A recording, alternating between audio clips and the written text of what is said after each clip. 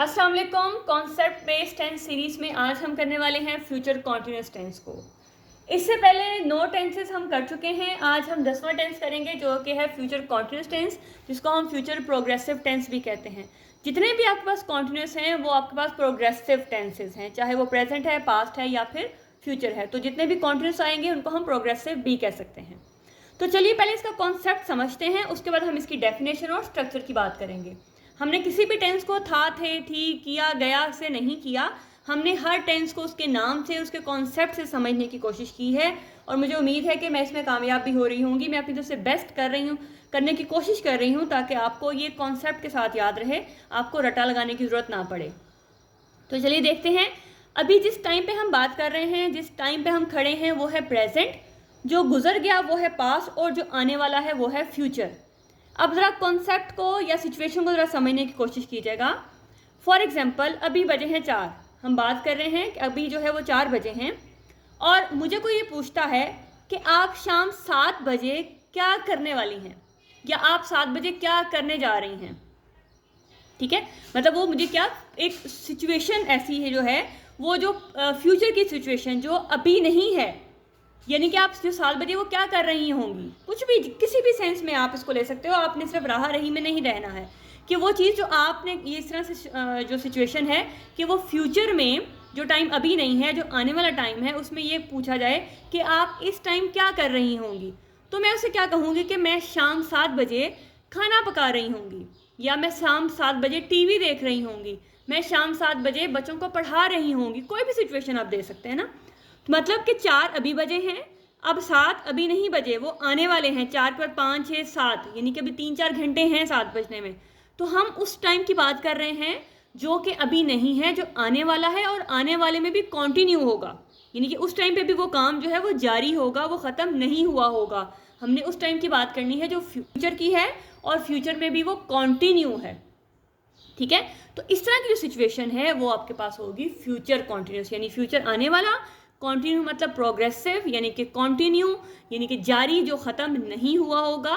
तो जब हम प्रेजेंट में खड़े होके, अभी खड़े होके कोई ऐसी बात करते हैं, किसी भी ऐसी प्लान की, कोई इंटेंशन की, कुछ भी ऐसा जो कि अभी आया नहीं है, आने वाला है और वो कॉन्टिन्यू हो, आने वाला हो और वो कॉन्टिन्यू हो, तो वो आपके पास होगा future continuous tense.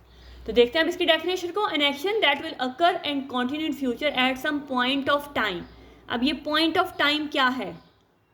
Point of time example से समझिएगा। अगर मैं सिर्फ ये लिखूं कि मैं सो रही होंगी, मैं सो रही होंगी, तो यहाँ पे ये आपको ये कंप्लीट सेंस नहीं देगा।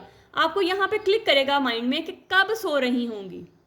तो अगर मैं ये कहूँ कि मैं 8 बजे, कल 8 बजे सो रही होंगी, मतलब मैं कल जो आने वाला है, मैं कल 8 बजे सो रही होंगी, या मैं सिर्फ ये कहूँ कि मैं 8 बजे सो रही होंगी, यानी कि फ्यूचर की बात है। तो वो जो मैं कल और 8 बजे इस तरह के जो वर्ड लगाऊंगी, जो एडवर्ब लगाऊंगी, वो मेरा क्या होगा? Point of time. यानी कि यहाँ पे हम पॉइंट ऑफ टाइम के साथ मोस्टली रेफरेंस देते हैं।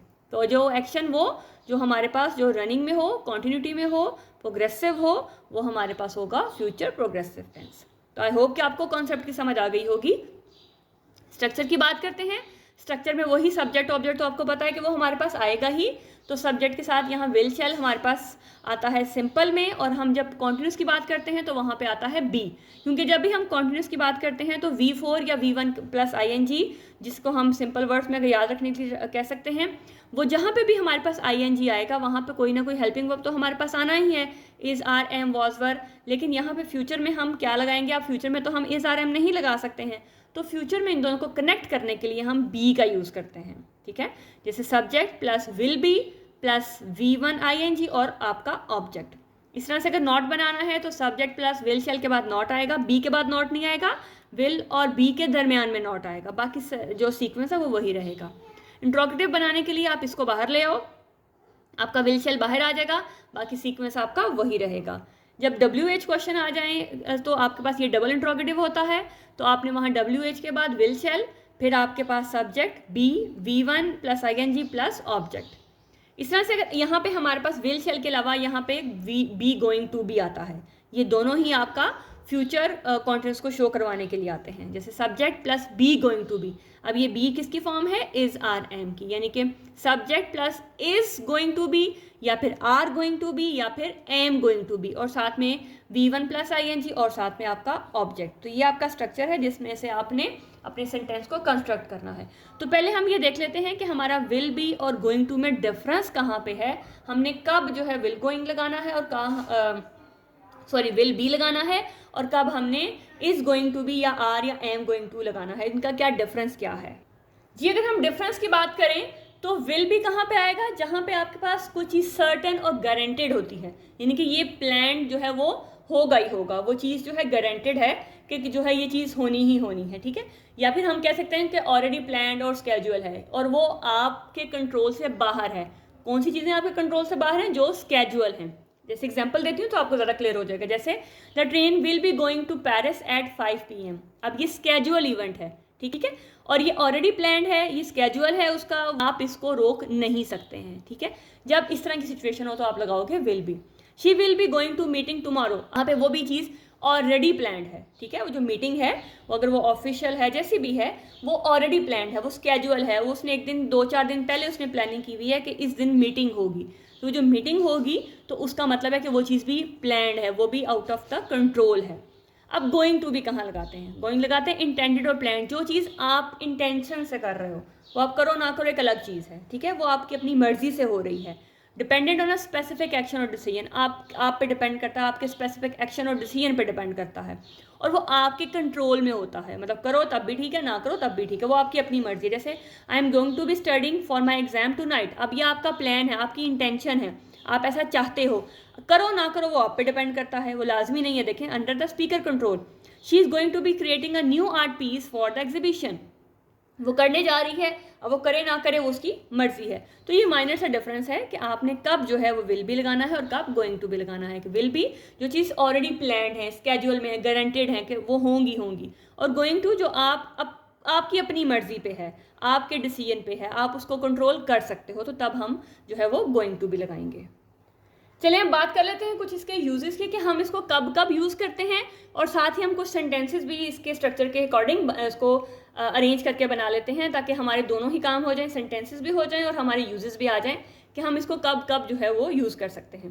पहला यूज़ जो हमने अभी बात की कि the future continuous is use to talk about an ongoing action in the future, कि जो फ्यूचर में ऑन गोइंग प्रोसेस होगा, ऑन गोइंग एक्शन होगा, उसकी जब हम बात करेंगे तो हम फ्यूचर कॉन्टिन्यूस टेंस लगाएंगे। मतलब हम यहाँ प्रेजेंट में खड़े होके जब हम बात करेंगे फ्यूचर की तो हमारा वो होगा फ्यूचर कॉन्टिन्यूस टेंस। जैसे I will be writing tomorrow, ठीक है, मैं कल लिख रहा हूँगा, तो आई आपका सब्जेक्ट, ये आपका विल बी। हम अब ऐसा कोई हार्ड एंड फास्ट रूल नहीं है अब कि आपने आई के साथ शेल लगाना है।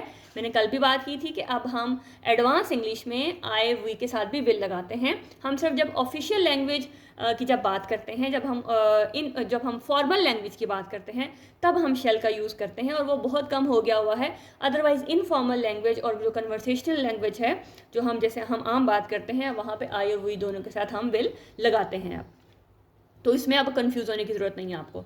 उसके बाद देखिएगा आपका ये फर्स्ट फॉर्म प्लस ING, जिसके साथ आपको ये चीज़ कंप्लीट हो रही है कि आई विल बी राइटिंग, और टुमारो आपको बता रहा है कि आपका एडवर्ब कि वो कब लिख रहा है, ठीक है। तो I will be writing tomorrow, my brother will be watching TV later, my friend is going to be reading a book next month. तो ये तो आपके पास एक सिंपल यूज़ हो गया जिसकी हम बात कर रहे हैं। अगर हमें नेगेटिव करना हो तो I will not be writing tomorrow, ठीक है, और इंट्रोगेटिव बनाना हो तो will I B writing tomorrow, सिर्फ ये बाहर आएगा, बाकी सीक्वेंस सारा का सारा आपका सेम रहेगा और एंड में आ जाएगा क्वेश्चन मार्क।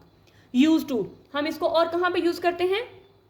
फॉर एग्जाम्पल अभी आप प्रेजेंट में खड़े होके, ठीक है, प्रेजेंट में खड़े होके आप फ्यूचर की बात करो और उस बात को इंटरप्ट कर दिया जाए, मतलब उसको, उस एक्शन को, उस बात को, उस काम को, उस एक्शन को जो आप फ्यूचर में करने जा रहे हो, ठीक है, जिसकी आप बात कर रहे होगे, जो आप कर रहे होगे फ्यूचर में, उसको इंटरप्ट कर दिया जाए, उसको रोक दिया जाए, उसको स्टॉप कर दिया जाए, तो तब भी आप फ्यूचर कॉन्टिन्यूस टेंस का इस्तेमाल करते हो। जैसे when they arrive we will be making lunch, जब इस तरह की सिचुएशन होगी तो आपका जो आपको स्टॉप कर रहा होगा ना, जिसकी वजह से एक्शन स्टॉप होगा, वो आपका स्पेसिफिक टाइम होगा, वो उसको हम हमेशा प्रेजेंट में लिखते हैं क्योंकि इसकी वजह से वो एक्शन स्टॉप हुआ है। व्हेन दे अराइव, उनके आने से जो एक्शन स्टॉप होगा ना, तो जब जिनके आने से स्टॉप होगा, जिसकी वजह से स्टॉप होगा, वो प्रेजेंट इंडेफिनिट में होगा और बाकी आपका कॉन्टिन्यूस में होगा। I will be studying when they come, मैं पढ़ रहा हूँगा जब वो आए, ठीक है। तो यहाँ पे आपके पास एक पार्ट आपका कॉन्टिन्यूस में होगा फ्यूचर, और सेकंड पार्ट जो है या कोई वो इंटरचेंज हो सकते हैं, वो कोई ऐसा इशू नहीं, वो आपका प्रेजेंट इंडेफिनिट में होगा। तो ये यूज़ आपका 2 है कि it can be use to talk about an interrupted action in the future, कि फ्यूचर में एक काम जो जारी होगा उसको रोक दिया जाए, उसको स्टॉप कर दिया जाए, उसको इंटरप्ट कर दिया जाए। तो ये भी आपके पास सिचुएशन है प्रेजेंट कॉन्टिन्यूस टेंस की। उसके बाद एक और यूज है, the future continuous is use to talk about 2 action happening at the same time in the future. मतलब अब एक टाइम में 2 एक्शन की जब बात करोगे और दोनों ही कॉन्टिन्यू एक्शन होंगे, तब भी हम इसको इस तरह से यूज करेंगे कि आई will be sitting down and she will B standing up. मतलब एक ही टाइम में हमने 2 एक्शन जो कॉन्टिन्यू हो रहे होंगे, जो जारी हो रहे होंगे, वो उनकी जब एक ही टाइम में बात करेंगे, तब भी हम फ्यूचर कॉन्टिन्यूस टेंस ही लगाएंगे। हम उसको जो है किसी कंजक्शन से कनेक्ट कर देंगे और दोनों ही जो है वो कॉन्टिन्यू में होंगे, फ्यूचर भी होगा और कॉन्टिन्यू भी होगा। तो ये आपके पास 3 यूज़ हैं जिसको आप डिफरेंट वे में यूज़ कर सकते हैं। तो आई होप कि आपको समझ आ गई होगी कि फ्यूचर कॉन्टिन्यूस टेंस क्या है। जब हम फ्यूचर में प्रेजेंट में खड़े होकर जब हम बात करेंगे फ्यूचर की, फ्यूचर में कोई ऐसा एक्शन जो जारी रहेगा, जो ख़त्म नहीं हुआ होगा, जो जारी रहेगा। जैसे मैंने एग्जांपल दी कि आप 4 बजे अगर ये पूछा जाए कि आप शाम को 7 बजे क्या कर रही होंगी, तो मैं क्या कहूँगी कि मैं शाम 7 बजे खाना बना रही होंगी, बच्चों को पढ़ा रही होंगी, काम कर रही होंगी। यानी कि मैं अभी खड़े होकर बात कर रही हूँ उस टाइम की जो अभी नहीं आया है। तो जब हम इस तरह से कोई बात करेंगे जो कॉन्टिन्यू में होगा और फ्यूचर में होगा, तो वो हमारे पास होगा फ्यूचर कॉन्टिन्यूस। तो उसके लिए हम विल शेल लगाते हैं और साथ में हम गोइंग टू भी लगाते हैं। शेल हम सिर्फ ऑफिशियल लैंग्वेज में लगाते हैं, इसलिए उसके लिए कंफ्यूज होने की ज़रूरत नहीं है। आपने विल का ही यूज़ करना है। और गोइंग और विल में मैंने डिफरेंस बता दिया कि आपने कहाँ पे किसको यूज़ करना है। जब पता हो कि कोई चीज़ प्लान्ड है, स्केड्यूल में, उसको आप रोक नहीं सकते, तो विल लगाओगे। जो आपकी अपनी मर्जी पर डिपेंड करता है, उसमें आप गोइंग टू भी लगा सकते हैं।